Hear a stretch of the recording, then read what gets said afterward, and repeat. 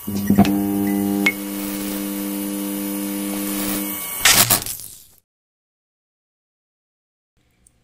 guys! Kamusta kayo? Gusto ko lang pong magpasalamat sa mga walang sawang nag-aantay at pag-comment sa aking mga kwento. Doon po sa mga nagpapadala ng mga mensahe at email ng pangungumusta. Kahit na lately, hindi po tayo masyadong nakakapag-upload ay nandyan pa din kayo. Marami pong salamat. Umasa po kayo na hindi po tayo titigil sa pag-upload ng mga bagong kwento. Tulad ng dati ay gusto ko lang ulit-ulitin ang disclaimer ko. Ang susunod na kwento ay isang biblical creepypasta. Ito po ay ginawa for entertainment purposes lamang. Wala po akong intensyon na maka-offend ng isang religion o sumalungat sa inyong mga paniniwala. Ito po ay purong katang-isip lamang. With that being said, sit back, relax, and enjoy.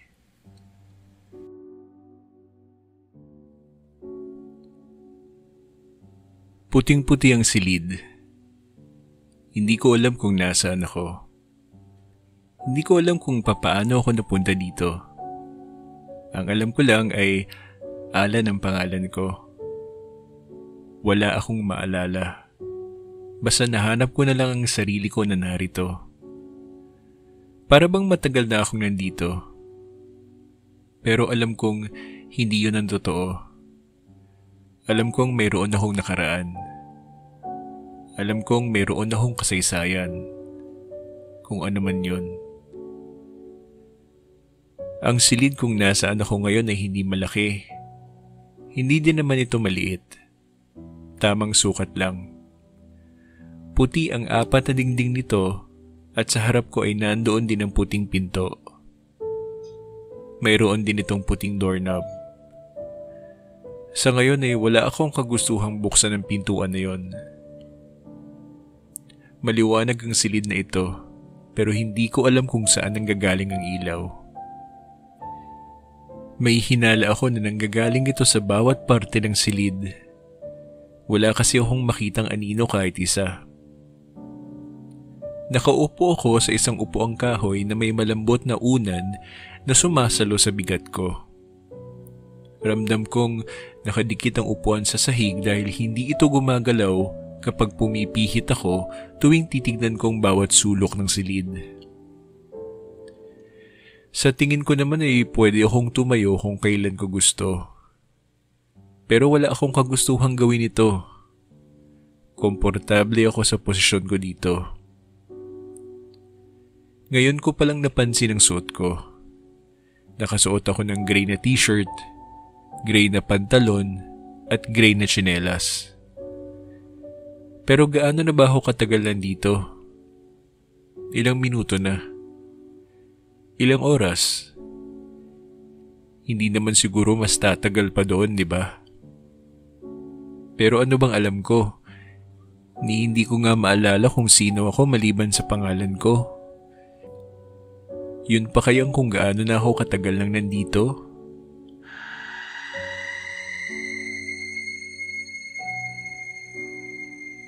Nakarinig ako ng sigaw. Alam kong sigaw yun. Pero saan yun nanggagaling? Sa labas ba ng silid na ito? Hindi eh. Pero kung hindi sa labas nanggagaling yun, saan? At kailan ko siya narinig? Ngayon lang ba? Kanina pa ba? Baka ilang oras na. Tapos ay bigla akong naisip. Wala akong narinig na sigaw. Isa itong alaala. Alam kong hindi nangyari ang pagsigaw ngayon.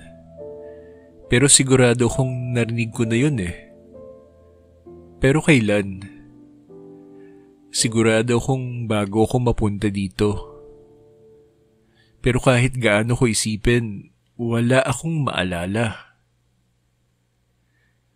Sinubukan kong alalahanin ang mga nangyari pero Para akong naglalakad sa isang lugar na may makapal na usok. Wala akong makitang klarong sagot.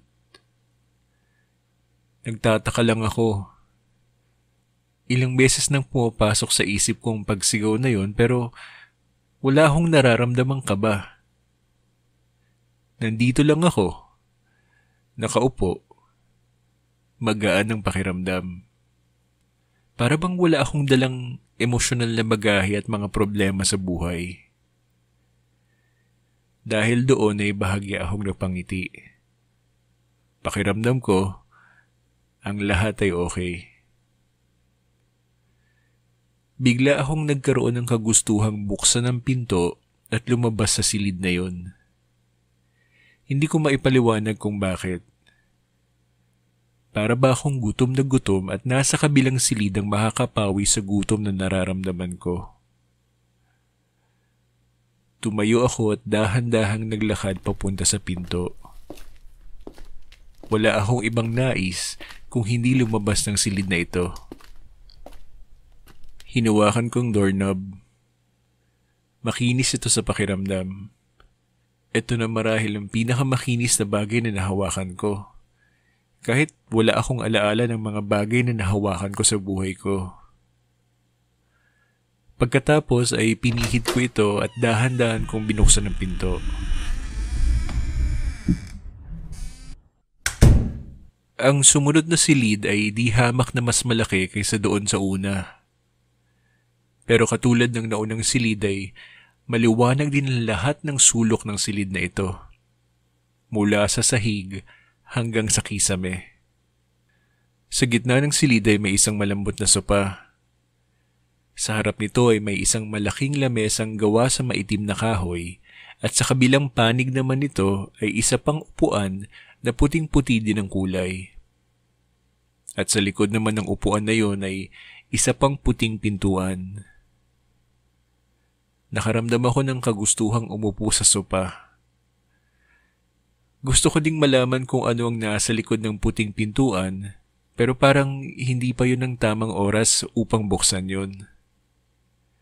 Kaya naman, sinunod ko ang kagustuhan ng katawan ko at naupo ako sa sopa. Malambot ito at komportable. Pwede akong makatulog dito. Lumipas ang oras at nanatili akong nakaupo dito. Alam kong may ilang sandali nang lumipas, pero hindi ko pa din masabi kung gaano nakatagal ang iginugol ko dito. Parang wala akong abilidad na matansya kung ilang oras na ang lumipas. Habang patuloy kong iniisip kung gaano katagal na akong nakaupo, nakarinig ako ng tunog na nagmumula sa kabilang panig ng pinto. Pagbukas ng pinto ay may ngumiti sa aking isang lalaki. Matangkad siya. Tansya ko ay 6 na talampakan o higit pa ang taas niya. Nakasuot siya ng puting-puting damit na Amerikana at mayroon siyang pulang necktie. Ilang segundo kong pinagmasdan ang itsura ng lalaking ito pero hindi ko mahulaan kung ilang taon na siya. Bata pang pisikal na itsura niya pero pakiramdam ko parang napakatanda na ng lalaking ito. Dala-dala niya sa kanyang mukha ang isang matamis na ngiti at isang papel at clipboard sa kanyang kamay. Ikinagagala kitang makilala, Ginoong Lopez. Sabi niya habang nakapinta pa din ang ngiti sa kanyang mga labi. Sa sandaling yun ay naalala ko na ang buong pangalan ko pala ay Alan Jacob Lopez. Para akong nabato ng isang memoryang napakahalaga. Inasahan ko ng mga susunod na sandali ay mas madami pa akong maaalala. Pero parang hindi nagmamadali ang lalaking ito. Alam niya siguro kung anong kalagayan ng isip ko. Habang umuupo siya sa kabilang upuan ay nagsalita siyang muli. Alam kong matutuwa ka kapag sinabi ko sa iyo na unti-unting babalik sa iyo ang lahat. Ngunit dahan-dahan lang, hindi natin gustong mabigla ang isipan mo, hindi ba? Tumango lamang ako sa sinabi niya. Mabuti. Natutuwa ako at naiintindihan mo. Sa totoo lang, wala akong naiintindihan sa mga nangyayari. Pero iniisip ko na lang maghintay. Ano-ano pa man ay maaalala ko din ang lahat. Unahin muna nating sagutin ang mga formalidad.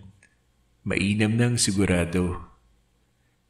Sabi niya habang binababa niyang clipboard sa mesa. Pagkatapos ay kumuha siya ng itim na lapis mula sa loob ng kanyang Amerikana. Doon ko napansin na may nakadikit na name tag sa bandang kaliwa ng kanyang Amerikana. Ang nakakapagtaka lang ay blankong name tag at wala itong pangalan. Isa lamang itong name tag na kulay puti. Maaari mo bang sabihin ang buo mong pangalan? Bahagya akong nagulat sa tanong niya. Pero hindi pa man ako nakakapag-isip ay parang kusang bumukas ang bibig ko na parabang ilang libong beses ko nang binanggit ang mga sumunod na salita. Alan Jacob Lopez po.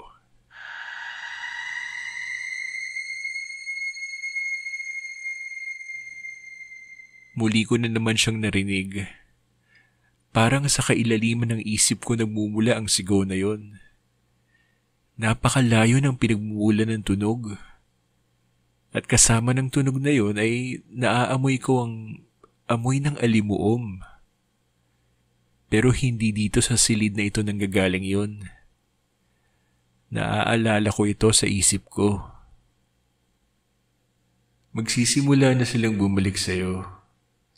Hindi ito magiging madali, pero kailangan mong magtiis. Tumungo akong muli habang sinusubukan kong isipin ang nakaraan ko. Blankong-blankong isip ko pero parang isinisigaw ng katawan ko ang sagot. Para akong may hinahanap sa isang malaking baul. Alam kong nasa loob nito ang sagot pero hindi ko ito makita. Ilang taon ka na, Alan? Tanong niya. 29 po. Mabilis sa sagot ko sa kanya. 29 na pala ako. Ni hindi ko yun inisip. Basta-basta na lang sinabi ng bibig ko. Ngumiti naman ang lalaki na nasa harapan ko habang nilagyan niya ng check ang papel na nasa clipboard. Sinubukan kong tingnan ng papel pero hindi ko naman mabasa ang mga nakasulat dito.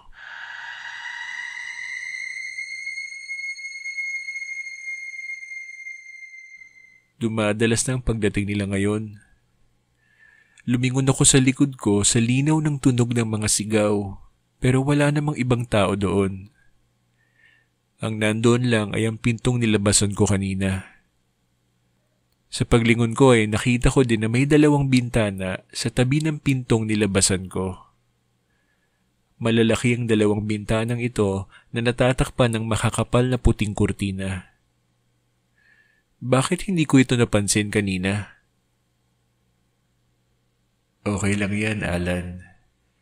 Lahat lang yan ay normal lamang. Huminga ka lamang ng malalim at sila mismong babalik sa'yo. Magtiwala ka lang. Humarap ulit ako sa kanya at bahagya akong napasandal sa upuan habang pinipilit kong pakinggan ang mga sinasabi niya. Naramdaman ko ang pagpatak ng tubig sa aking muka. Pero nung hawakan ko ito ay tuyo naman ang palad ko. Saan ka pinanganak? Tanong ng lalaki. Ano po? Sabi ko. Saan ka pinanganak? Magtiwala ka lamang, Alan. Matutulungan ka nitong makaalala. Quezon City. Sa Quezon City po. Pagkatapos ay may ginuhit ang lalaki sa papel. May bago hong naramdaman.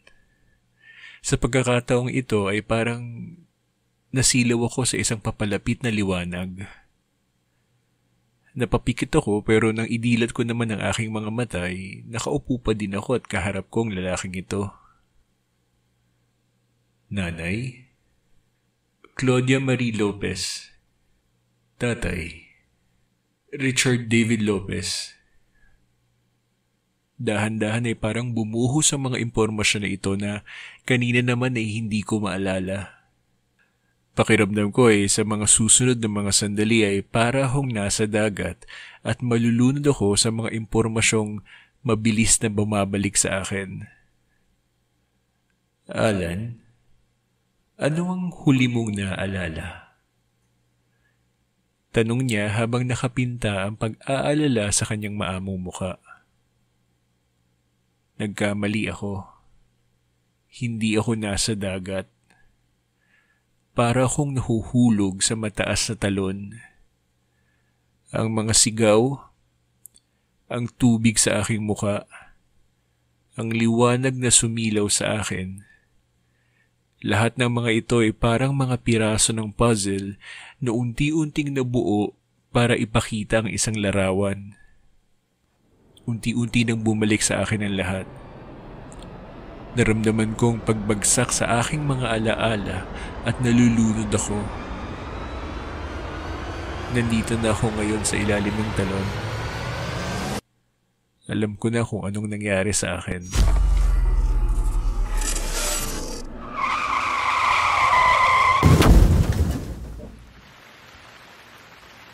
Mabilis na bumuhos ang patak ng ulan sa aking muka habang nakahiga ako sa malamig at matigas na kalsada.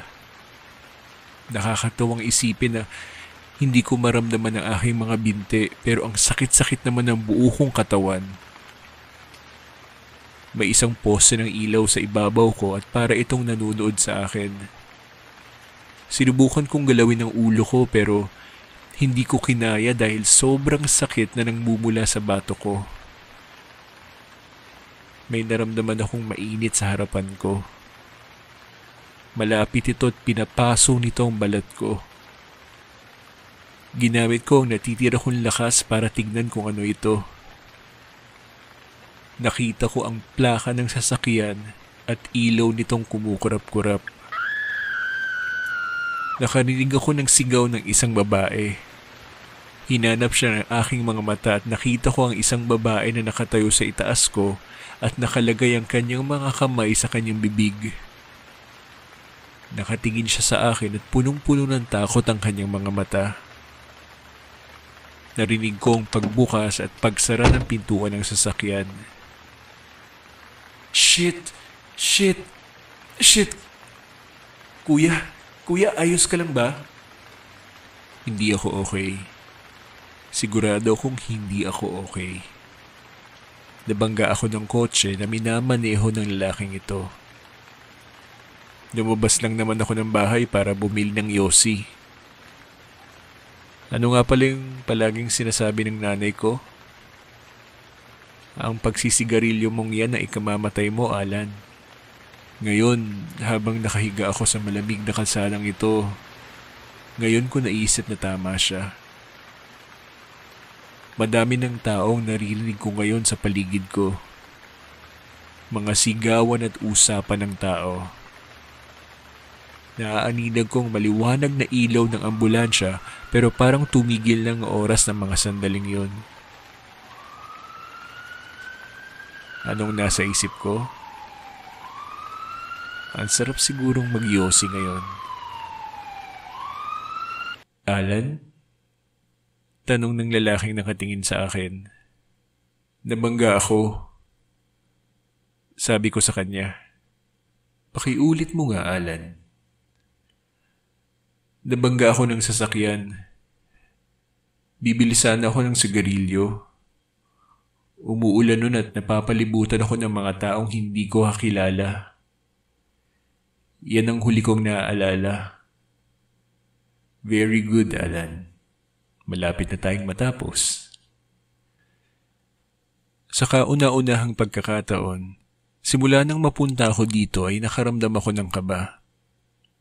Hindi dahil sa kung nasaan ako ngayon o saan ako nanggaling, pero dahil sa kadahilan ng hindi ko alam kung papaano ako napunta dito. Ospital po ba ito? Tanong ko na may halong pag-aalinlangan. Hindi, Alan. Sambit niya. Pero kung wala po ako sa ospital, nasaan ako? Makinig ka sa akin. Mayroon lang akong huling katanungan. Kapag natapos na natin ito lahat, ay maiintindihan mo din. Pwede mo bang gawin yon, Alan? Pwede mo bang sagutin ang huling katanungan na ito? Tumango ako. Naramdaman kong dahan-dahang pagbuo ng takot sa dibdib ko. Hindi ko alam. Sa totoo lang, wala naman akong nakikitang dahilan para matakot. Puwera na lang sa kadahilan ng hindi ko alam kung paano ako napunta dito. Pero bakit ganun? Bakit nararamdaman ko na parang may paparating na delubyo? At isa pa, kanina ko pa nararamdaman na parang may nakakalimutan akong isang bagay na importante. Importante siya pero hindi ko maisip kung ano ito. Pagmulat ko pa lang ng mga mata ko kanina parang may kulang na sa akin. Pero hindi ko talaga ito maisip. Anong pinapaniwalaan mo, Alan? Ilang segundong tinagal bago ako nakasagot. Ano po? Hindi ko alam kung bakit ako parang gulat na gulat sa tanong na yon. Pero sino ba naman ang hindi? Ang lahat ng mga nakaraang tanong niya ay konektado sa personal information ko. Pero ito? Saan galing ang tanong na ito? Anong pinapaniwalaan mo? Tanong niya ulit. Dahan-dahan ay naramdaman kong pagbigat ng loob ko. Hindi ko alam kung bakit at dahil doon ay ito na yata ang tanong na nagdulot sa akin ng takot. Anong ibig niyong sabihin? Tanong ko. Sa totoo lang, naintindihan ko naman ang tanong niya, pero parang pinipigilan kong sumagot. Simple lang. Ikaw ba ay protestante? Katoliko? Jewish? Buddhist? Hindu? Muslim? Scientologist? O baka naman sa simbahan ng lumilipad na pansit? Paglilinaw niya na may kaunting tawa pa sa huli. Bakit niya ba ako tinatanong nito? Lahat ng mga nakaraang tanong niya ay may kabuluhan, pero ito, parang wala naman ito sa lugar. Bakit po ba mahalaga pa yun? Well, ang sagot mo sa tanong na yan ang magiging batayan natin kung saan tayo tutungo mula sa pag-uusap natin na ito. Hindi ko pa din maintindihan kung bakit. Nasaan ba ako? Sino ba tong kausap ko? Ano bang dahilan at kailangan niya pang malaman ito? Wala. Sumagot ako ng hindi nag-iisip na para bang naunahan ng bibig ko ang isipan ko. Totoong sagot ko naman talaga yon. Nagulat lang ako sa sarili ko dahil hindi ko na pinag-isipan pa ito. Na para bang natural ang pagsagot ko sa tanong na yon. Wala. Ulit niya. Iyan ang sagot ko sa tanong mo. Sabi ko. Sa puntong yun ay alam ko na kung bakit ako napasagot kaagad.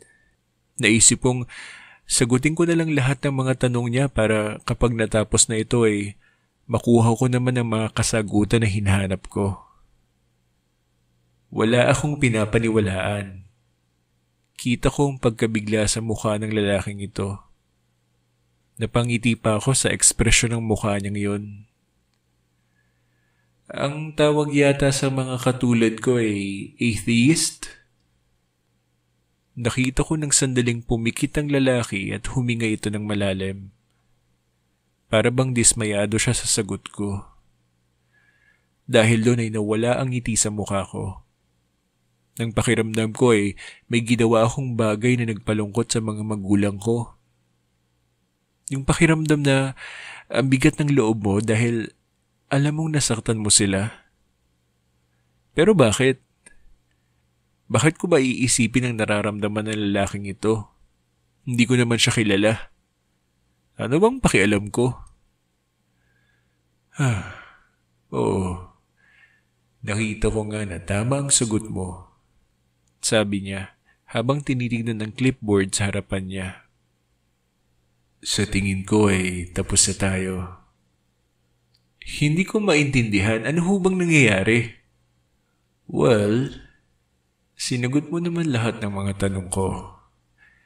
Sa kaunting oras na natitira sa atin ay ako naman ang sasagot sa mga tanong mo.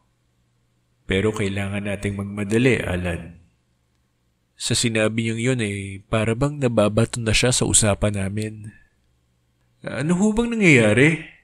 Para po kasing may hindi tama. Tanong ko. Hindi ko alam kung naiintindihan niya ba ang sinasabi ko. Hindi na ako magugulat kung hindi niya alam ang sagot. Baka katang isip lang kasi ang pakiramdam na ito. Hindi lahat ng tao nararamdaman niya ng ganito kaaga. Sabi niya habang nakangiti siyang muli. Sigurado ako na mula nang imulat mo ang mga mata mo kanina sa lugar na ito, ay naramdaman mong may hindi tama. Napansin mo na para bang may bagay na wala sa lugar. Tama ba, Alan? Tanong niya. Para bang interesado siya muli sa pag-uusap namin. Ano bang iniisip na lalaking ito? Tumango ako. Alam mo kasi, Alan, mula nang ipinanganak ka, ay may isang bagay.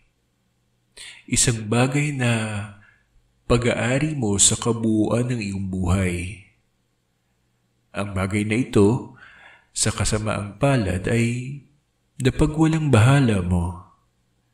At ngayon ay wala na ito sa iyo.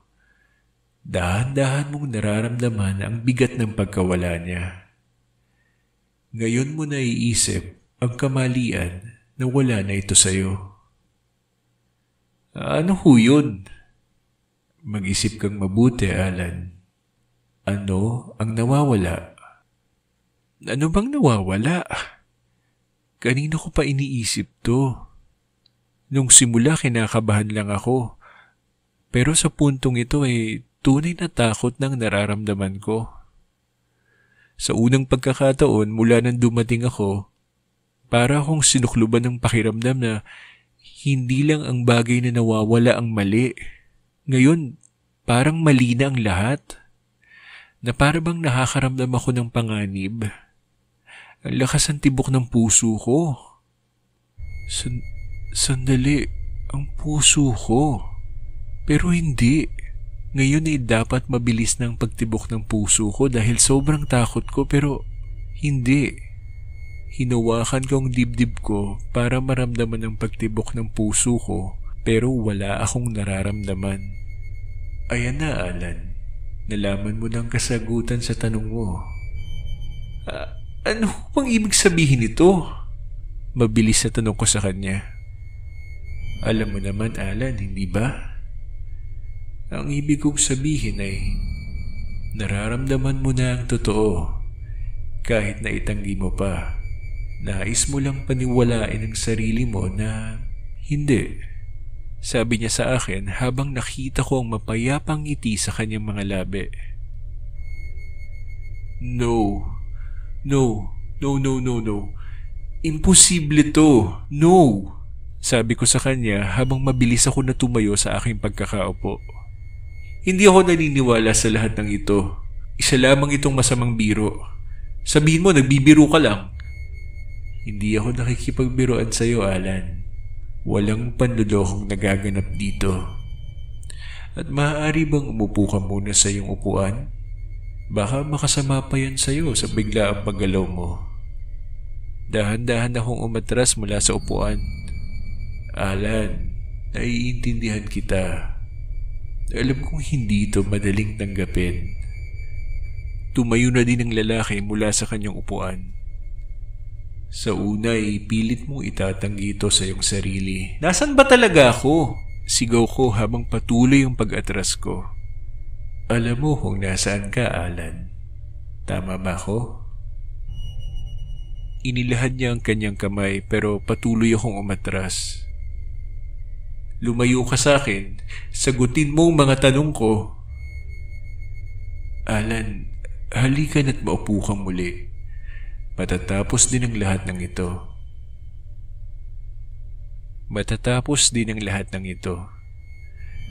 Ngayon parang may ibang ibig sabihin na makakatagang yun. Hindi na ako nag-isip pa. Mabilis akong tumalikod sa kanya at naglakad ako pabalik papunta sa pintuan na pinanggalingan ko kanina. Pinihit kong doorknob. Nakalock na ito. Hindi na ako maaaring bumalik sa silid kanina. Alan, pakiusap. Hindi ito madali pero mas lalo mo lamang pinapahirapan ang sarili mo. Mupo ka muna at pilitin mong huminahon. Hindi ko siya pinakinggan.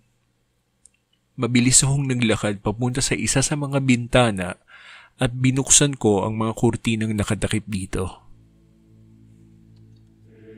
Nung bata pa ako ay mahilig ako magbasa ng mga horror stories na sinulat ni H.P. Lovecraft o kaya ay ni Stephen King. Mahilig akong manood ng mga nakakatakot na mga pelikula tungkol sa mga aliens, mga multo, engkanto at mga aswang.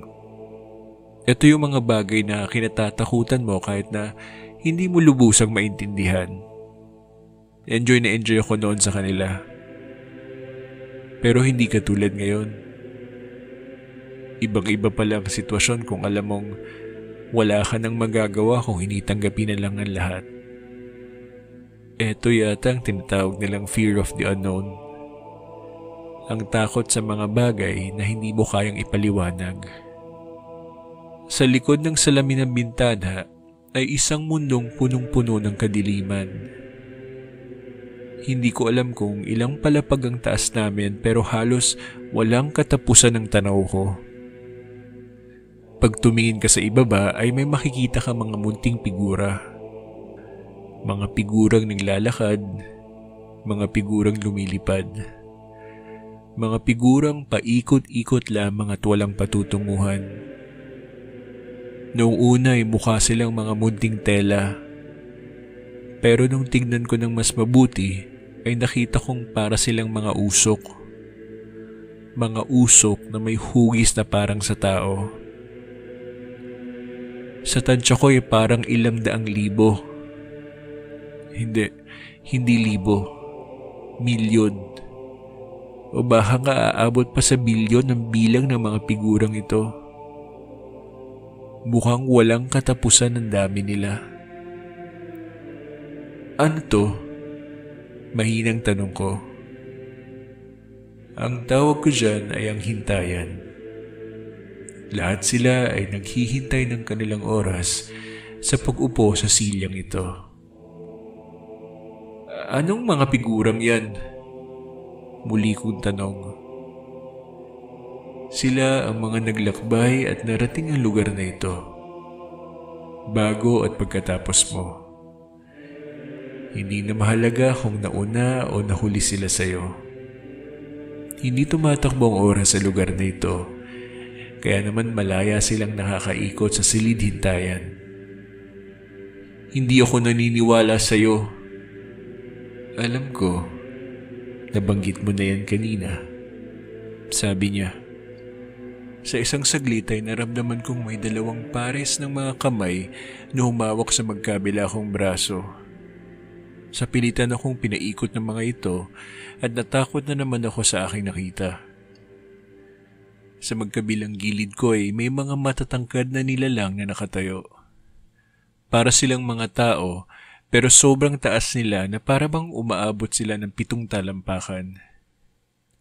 Puti ang mga damit nila na para bang mga nurse sa ospital at matipuno ang kanilang mga katawan. Halos normal naman ang kanilang mga itsura. Maliban lang sa kanilang mga muka. Sa mga mukha nila kung saan dapat nakalagay ang mata, ilong at bibig, ay blanko mga ito. Balat lamang ang iyong makikita. Ano to? Malakas sa sigaw ko habang sinusubukan kong kumawala sa hawak nila. Sila naman ay lalo pang hinigpitan ng paghawak sa akin. Ipagpaumanhin mo sana ang lahat ng ito, Alan. Maniwala ha, mabigat din ito sa kalooban ko. Sabi ng lalaki habang naglalakad siya papalapit sa akin. Pero kung titingnan natin ang buong larawan, ikaw din naman ang gumawa sa sarili mo nito. Wala kang ibang pwedeng sisihin kung hindi ang sarili mo lamang. Ano bang pinagsasabi mo? Sigaw ko habang sinusubukan pa din kumawala sa mahigpit na pagkakahawak sa mga braso ko. Tapusin na natin ito. Hindi niya ako pinansin. Tumalikod siya at naglakad papunta sa pintuan na pinanggalingan niya kanina. Sinundan naman siya ng 2 nilalang na nakahawak sa aking mga braso nang walang pag-aalinlangan. Dahan-dahan nila akong hinila habang sinusubukan ko pa din kumawala sa kanila. Hindi ko na alam kung ano mas masama sa lagay ko. Yung wala akong kawala sa sitwasyon ko ngayon o yung wala akong puso na dapat ay kumakabog ngayon sa dibdib ko. Hindi ko alam kung ano ang dapat kong asahan paglabas ng pintuan na pupuntahan namin, pero ang alam ko ay hindi mapalagay ang kalooban ko. Paglabas ng pinto ay nakita ko ang isang napakahabang pasilyo. Pasilyo na parang walang katapusan. Sa kaliwa at kanan ng pasilyo ay nakita kong madaming mga pintuan na katulad ng pintuan na nilabasan namin. Katulad ng silid kanina, lahat ng mga nakikita ko dito ay kulay puti. Puting dingding at mga puting pintuan. May mga maliliit na tablan na nakapaskel sa taas ng bawat pinto, pero hindi ko mabasa kung anong mga nakasulat dito. Mula sa pintuan na nilabasan namin ay naglakad ng lalaki.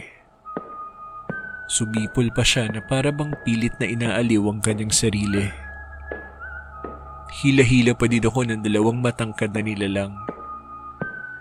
Gusto kong lumaban pero simula nang lumabas kami ng pintuan na yun ay para bang wala na akong lakas na pumalagpa. Purgatorio, Paraiso, Nirvana, Impyerno, Reincarnation. Kaunti lamang yan sa mga nakasulat sa mga maliliit na tabla sa ibabaw ng mga pinto na nadadaanan namin. Pare-pareho naman sila ng kanilang mga disenyo, pero may makikita kang mga munting detalye kung titingnan mo sila ng mabuti. Nang mapadaan kami sa pintuan ng impyerno, ay nakita kong kulay pulang ilaw ang nanggagaling sa ibaba ng pintuan nito at nakaamoy ako ng nasusunog na karne. Sa pinto naman ng reincarnation ay may mga maliliit na halaman na gumagapang palabas mula sa pintuan nito. Habang nagpapatuloy ang paglalakad namin, ay nagsalita na namang muli ang aming gabay. Lumingon siya ng bahagya sa akin, tsaka muling humarap sa aming patutunguhan. Alam mo kasi, Alan, noong una ay hindi ito ang plano ko para sa inyo. Nabuo ko ng istruktura para sa iisang paraiso, para sa inyong mga bata, ngunit iba ang ginawa ninyo. Hinati-hati ninyo ko. Nagdesisyon kayong sambahin ako sa napakadaming paraan. Mga paraan na kasing dami ng mga bituin sa langit. Ano naman ang gagawin ko? Kahit na sinasamba ninyo ako hindi ko naman kayo pwedeng ipilit sa iisang paraiso kung salungat naman sa paniniwala ninyo. Anong klaseng paraiso yun kung marami ang nagdududa? Kaya naman ginawa ko ang lugar na ito.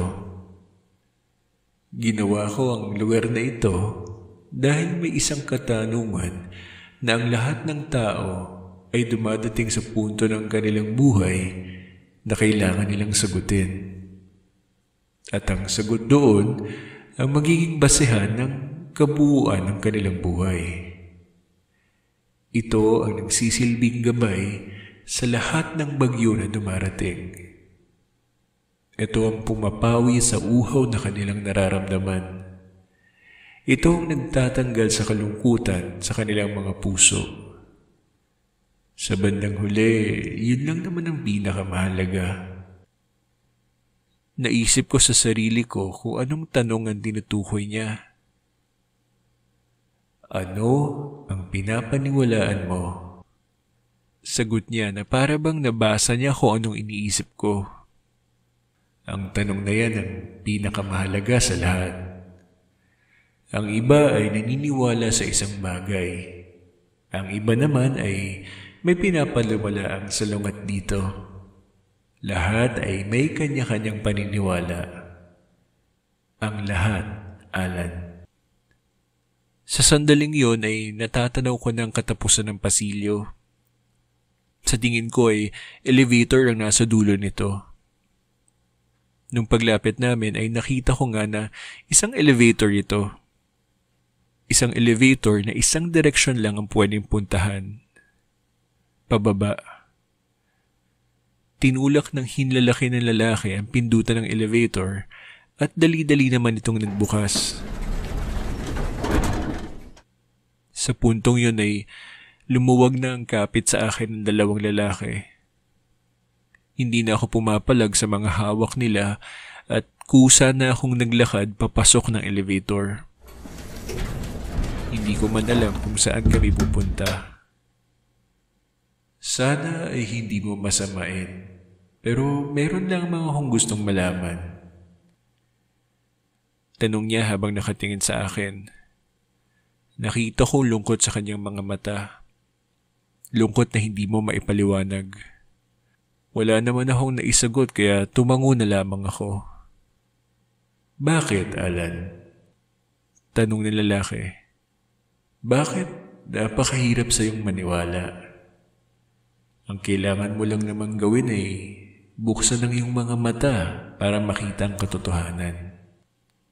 Naramdaman kong namuo ang mga luha sa gilid ng aking mga mata. Hindi ko ito maipaliwanag. Nakaramdam ako ng matinding pagkadismaya sa sarili ko. Bakit? Dahil ba sa wala akong pinaniniwalaan? Ang kailangan mo lang namang gawin ay tumingin sa itaas at tanawin ang kalangitan para makita mong ebidensya, Alan.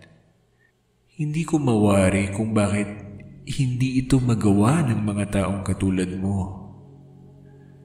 Unahin na natin ang pagkabuo ng buong kalawakan. Papaano ba nangyari ito? Maaari mong sabihin dahil ito sa Big Bang Theory na sinasabi ng mga scientifico ninyo. Pero papaano nangyari yon? Ano ang naging sanhi para mag-umpisa ito? Nasa gitna ng dilim ay biglang nagkaroon ng liwanag. Sa gitna ng kawalan ay nagkaroon ng buhay. Hindi ko alam kung bakit napakaliit ng pagtingin mo sa akin. Ganun na nga ba kawalang muwang ang iyong pag-iisip para paniwalaan na ang lahat ng ito ay nagkataon lang? Nasa akin ang lahat ng kaalaman. Pero nalilito pa din ako bakit napakadali sa iyo na itanggi ang mga bagay na napakadali namang makita. Hindi ko nais magmayabang, pero nais ko din namang ipagmalaki ang ginawa ko at nasasaktan ako kapag hindi ito nabibigyan ng pansin. Wala akong masabi. Para akong nalulunod sa kalungkutan. Talaga bang naisip mo na ang lahat ng nangyari ay dahil lang sa pagkakataon? Na ang planeta ninyo ay nabuo lang ng kusa? Na nasa tamang lugar lamang ito, sa tamang oras at tamang panahon? Talaga bang pinapaniwalaan mo na ang lahat ng ito ay dala lang ng swerte? Na ang lahat ng ito ay nangyari lang? Sa totoo lang, Yun talagang inisip ko. Kaya siguro ramdam na ramdam kong sakit ngayon. Ang malalim na pagkadismaya sa aking sarili. Ilang bilyong tao ang naniwala. Pero ako, nanatili akong matigas. Nanatili akong bulag. Dati lagi kong iniisip na ang mga banal na kasulatan tulad ng mga Biblia at Quran ay katang-isip lang. Ibig bang sabihin nito ay may katotohanan ng mga nakasulat doon? Ngayon na nangyayari sa akin ito. Yan ang isa sa mga tanong na pumapasok sa isipan ko. At ang katotohanan ay parang malamig na tubig na gumigising sa akin. I'm sorry po. Mahirap sa aking sabihin ito pero nagawa ko. Kasabay nito ay tuluyan ang tumulo ang mga luha sa magkabilahong mata. Humihingi ka ng paumanhin. Tugon niya na hindi man lang tumataas ang kanyang boses. At yun ang isa sa mga bagay na nakakagimbal sa akin. Kung gaano kaamo ang kanyang boses kahit na may malaki akong pagkukulang sa kanya. Siya ang may likha ng lahat. Siya ang sinasamba ng bilyong-bilyong tao sa mundo.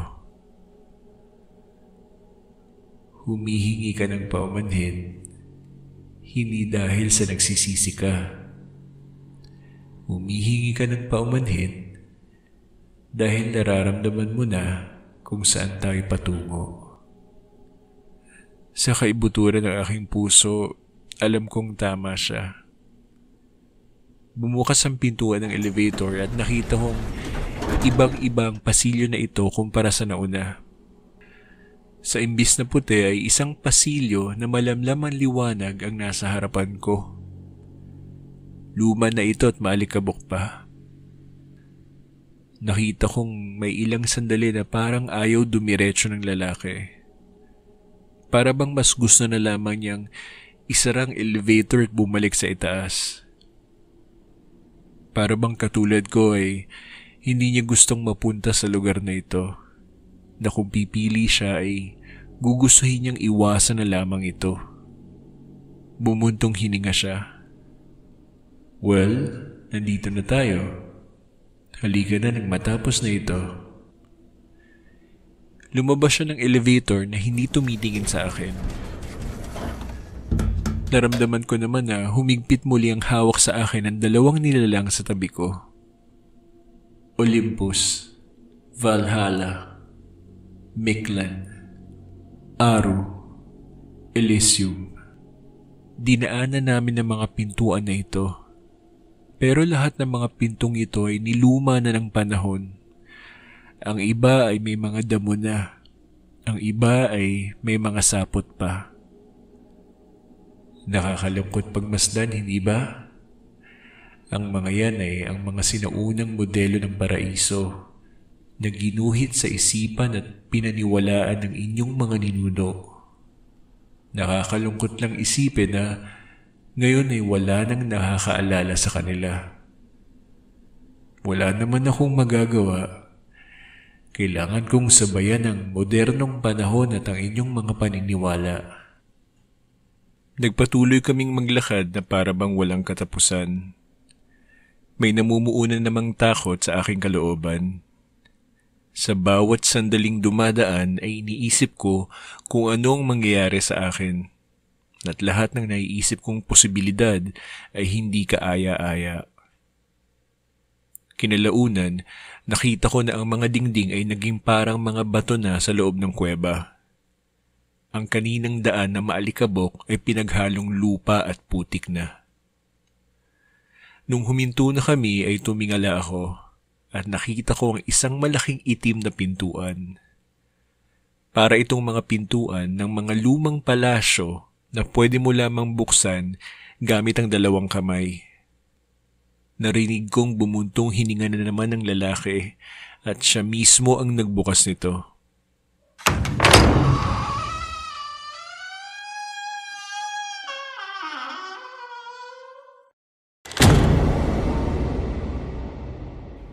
Nakita ko na ang silid sa likod ng pintuan ay maliit at madilim.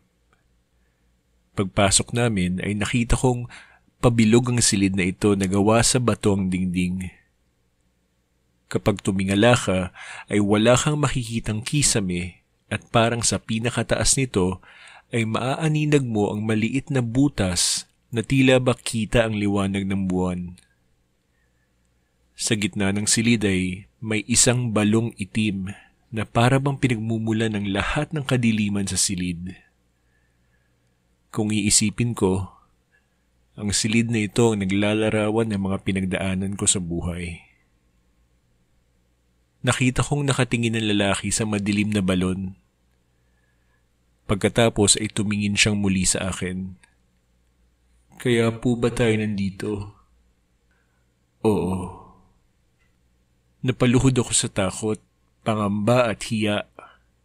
Hiyang-hiya ako sa sarili ko.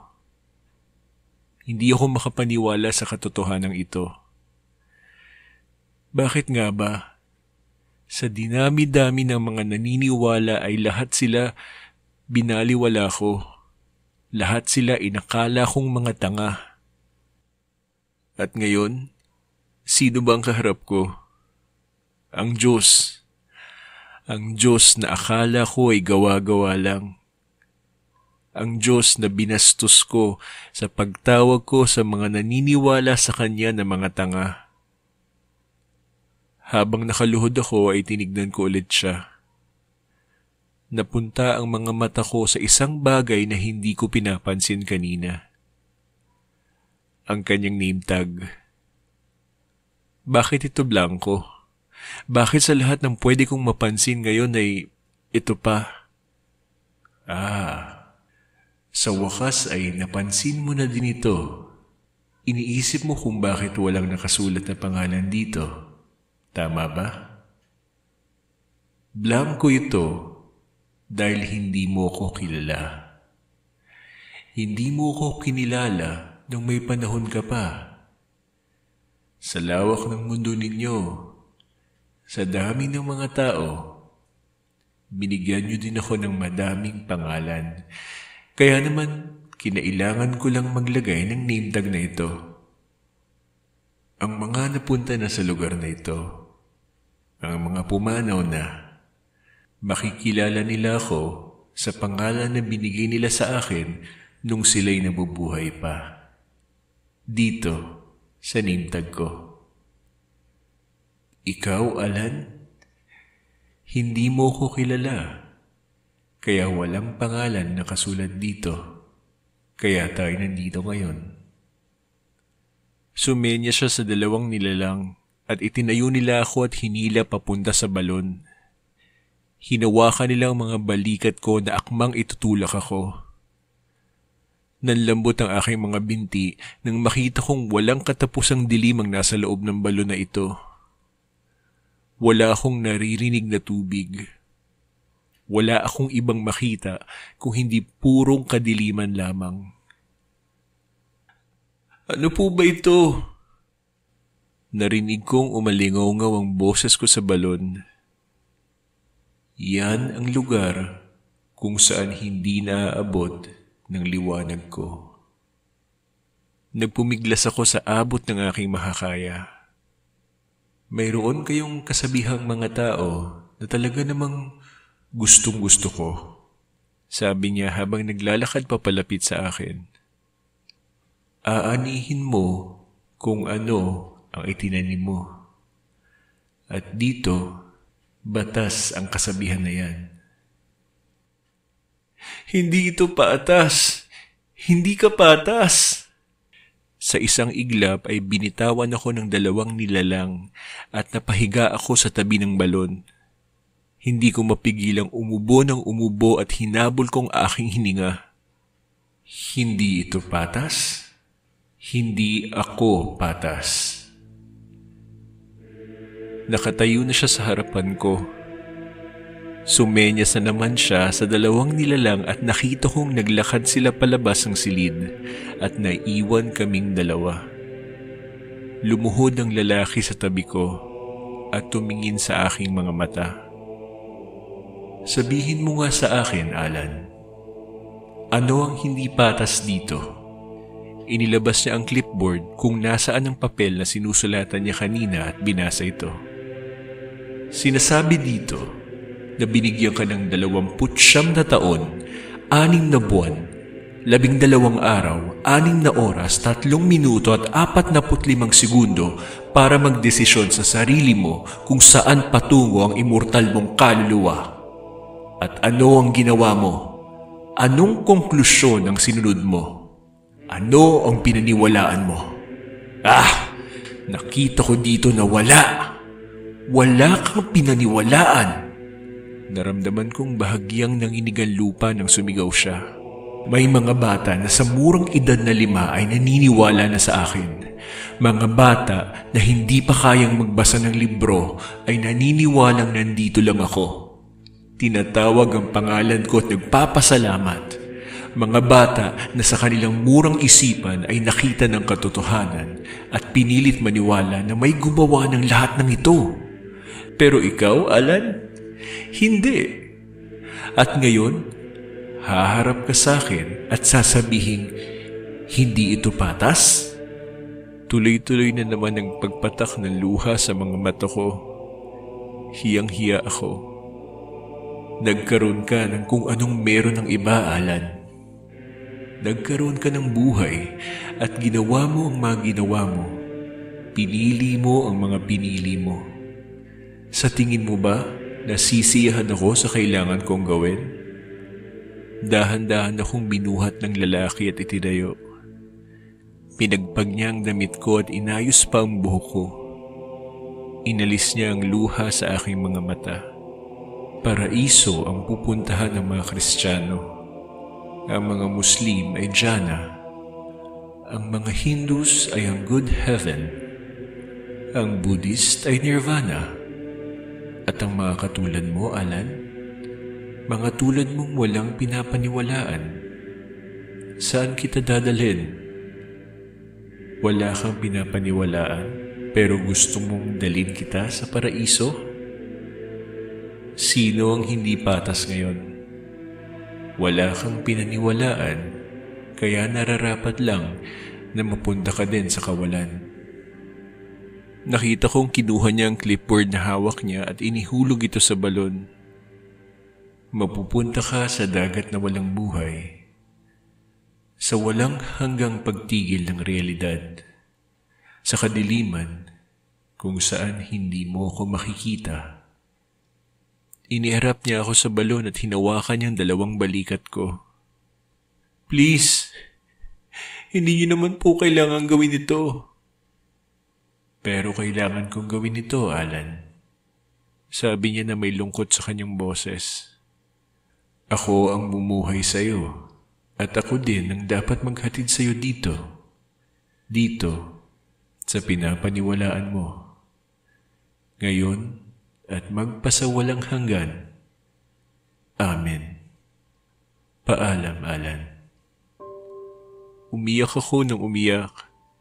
Itinulak ako ng may kapal at gayon ay nahuhulog ako papunta sa walang hanggang dilim. Sumisigaw ako pero walang nakakarinig sa akin. Lumingon ako pataas at unti-unti nang nilamon ng dilim ang lahat. Naramdaman kong pabilis ang pagkahulog ko. Walang hangin na sumasalubong sa akin. Tanging walang katapusang dilim. Malapit na. Malapit na ang katapusan. Pakiusap. Pakiusap, Panginoon. Kung nakikinig ka, iligtas po ninyo ko. Patawarin po ninyo ko.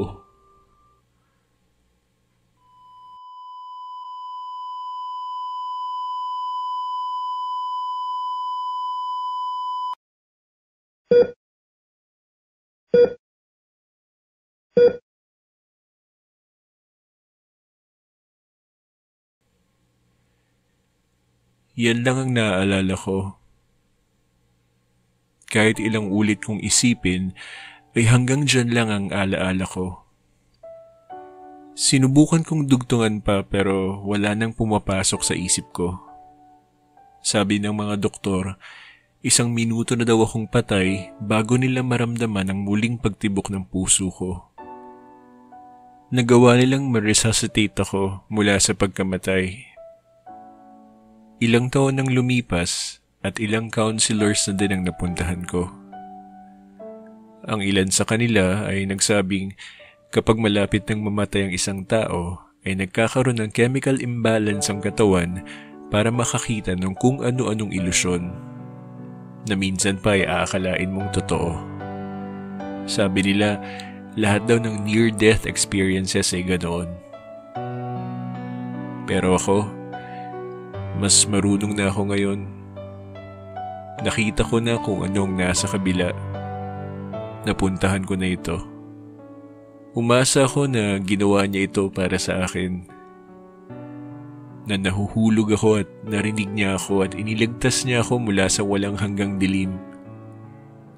Sa lahat ng alam ko ay madami pa din ang hindi sigurado. Madami pa din akong mga tanong. Pero may isang bagay na sigurado ako. Naniniwala na ako. Naniniwala na ako sa kanya. Ikaw, ano ang pinapaniwalaan mo?